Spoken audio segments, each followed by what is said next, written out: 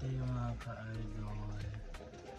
Yan, update lang sa ating mga isda. So itong slide na to ay RDSS. Tapos dito yung ating green Moscow. Bagong string itong dalawa. Tapos ito try naman pilit to.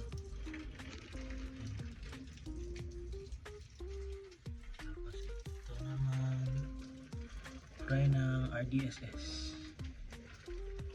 Yan, 6 lang to pero okay lang. First drop eh. Ganyan talaga pag first drop. Tapos yung flower horn natin. Yan. Ito yung isa. Yan. Tapos oo pala. May experiment tayo dito sa dalawang to. Yan. Saka meron pa dun, umuulan kasi. Meron pa dun. Ito try yan ng feeder. Ito mga breeders ng feeder nung nasa gitna. Ito feeder na yan, mga binibentang feeder. Usually tilapia yung andyan kasi yun yung hinahanap sa akin, mga gar. Sama gusto mag order sabihin nila ako.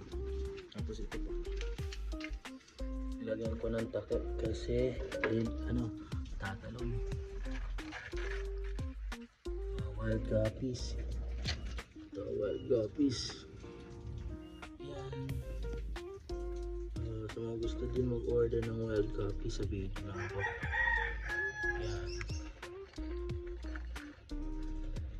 Kasi magbabalik din tayo mamaya.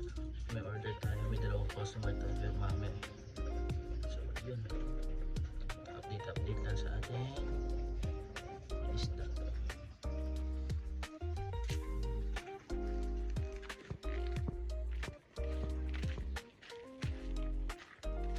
Natin pang ating breeder natin dito.